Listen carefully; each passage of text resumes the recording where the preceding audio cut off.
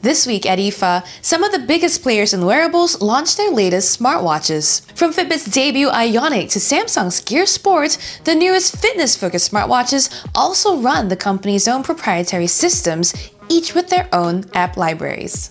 For them to succeed, Samsung, Fitbit, and Garmin must now race to stock their app stores with the best apps.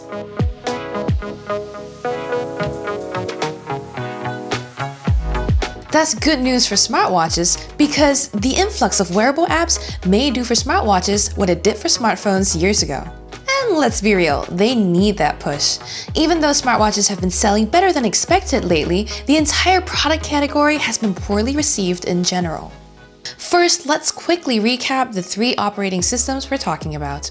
With the Fitbit Ionic, the wearables maker also debuted its first ever smartwatch OS called Fitbit OS. To that end, Fitbit also launched a web-based console called Fitbit Studio, so anyone with a browser can code an app for the Fitbit Ionic. Fitbit also uses relatively simple and popular standards like SVG, JavaScript, and CSS, which saves developers the need to learn a whole new language. Given Pebble's popularity and success on that front, it wouldn't be surprising if developers did indeed begin creating apps in earnest for Fitbit OS. Then there's Samsung's Tizen OS.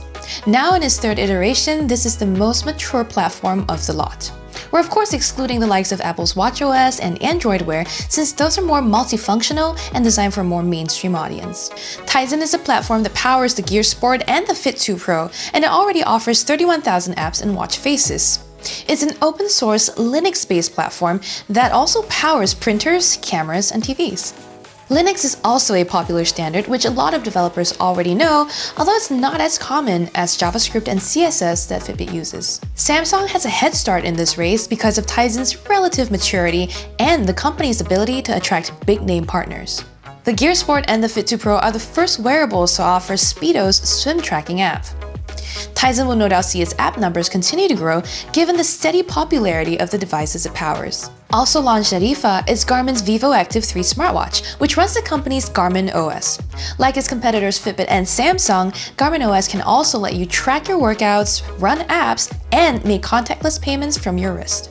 Through its Connect IQ open development platform, Garmin was also able to recruit partners like Uber and Trek to create a small selection of third-party apps for its OS. Its offering is still measly compared to Tizen, but at least it's evident the company is trying. Like we saw with phones that tried to make app development easy.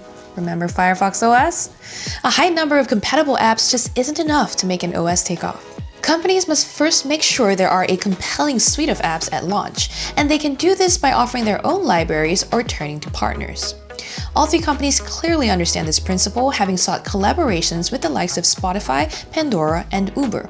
So now the race is on then to see who can ink the most number of deals in the shortest amount of time. Of course, hardware and style are important factors that determine the success of a smartwatch as well. Samsung's Gear Sport looks the most like a traditional watch here with its round face and svelte design. Fitbit's Ionic, in keeping with the company's distinctly geometric aesthetic, still looks like a blockish tracker, but its fans will be happy to overlook that for the Ionic's advanced sensors and brilliant display. Garmin, with its heritage and expertise in GPS technology, still proves to be a favorite for running enthusiasts. Although Samsung retains its lead in app development for now, it is still too early to call it the winner just yet. Fitbit's Ionic, while young, was created with the help of the people behind one of the most popular smartwatches in history. Meanwhile, Garmin has a dedicated cult following of runners that have specific needs. The company that will likely take the crown will be the one that finds success in boosting quality app growth in its ecosystem. And then it will have to take on arguably the industry's most popular device, the Apple Watch, in the ultimate round of smartwatch wars. Check out Engadget.com for all of the latest news out of IFA 2017.